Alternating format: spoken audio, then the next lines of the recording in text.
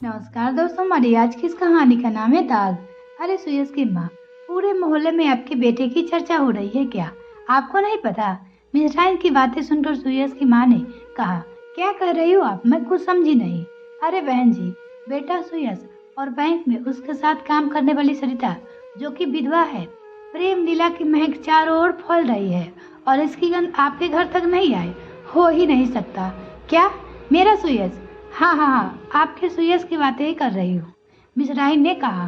सुनकर सुयस की माँ का मुंह खुला का खुला रह गया। वो पसीने पसीने हो गई।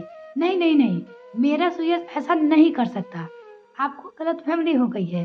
ठीक है, मैं गलत हूँ तो आप अपने बेटे से ही खुद ही पूछ लो। और हाँ, यह बात भी बता दो कि उसके 4 साल का बेटा भी है। बड़ी आई मुझे गलत ठहराने वाली। मुंह बिचकाते हुए मिज़राइन चली गई। उसके जाने के बाद सूर्यस की माँ अपने पति के पास गई और कमरे में बैठकर मैगजीन पढ़ रहे थे। नौकरी से रिटायर्ड थे। पत्नी ने हाँफते हुए देखा। उन्होंने पूछा, क्या हुआ? तबीयत ठीक है तो? अभी तक तो ठीक है, पर अब खराब हो जाएगी। क्या हुआ, बताओ तो सही।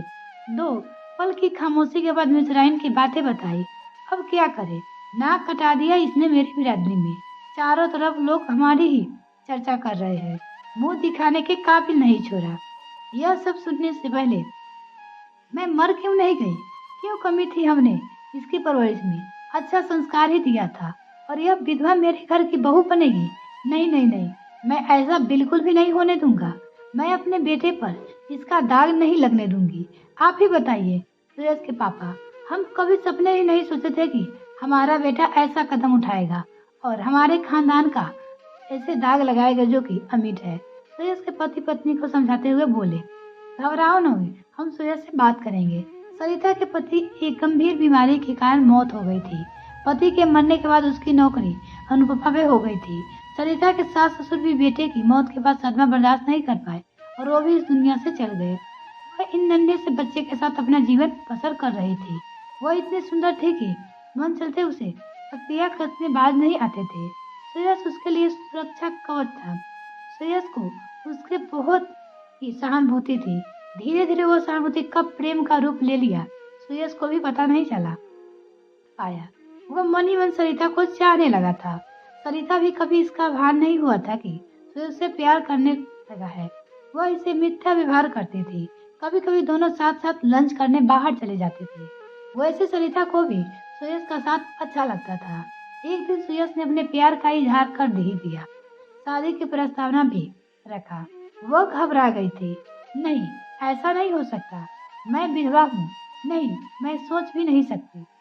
आप एक विधवा के साथ शादी? नहीं नहीं नहीं, मैं आप पे दाग नहीं लगने दूंगी। एक तो मैं विधवा, ऊपर से मेरा बच्चा भी। नहीं सुयस जी, हम मित्र ही रहेंगे।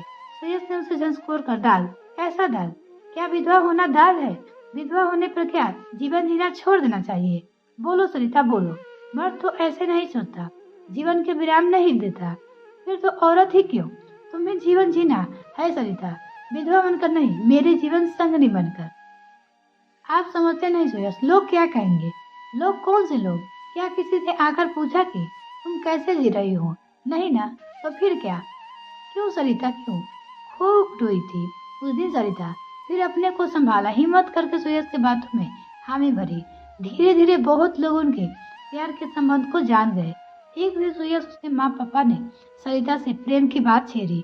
धीरे धीरे उसने अपने मन की सारी बातें बता दी। प्लीज पापा, सरिता को अपनी बहू बना लीजिए। आपको गर्व होना चाहिए। आपका बेटा एक विधवा का उद्धार कर उसे जीवन जीने का अधिकार दे रहा है।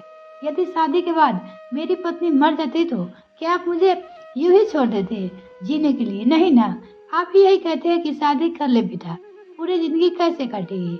मैंने सही कहा ना पापा? तो फिर यह सोच सरिता के लिए क्यों नहीं? सुरेश के पापा के मन आंखें खुल गई और बेटे की थपथपाते हुए कहा, मुझे तुम पर नाज है बेटा, तुमने मेरी आंखें खोल दी। सरिता बनेगी मेरी बहू।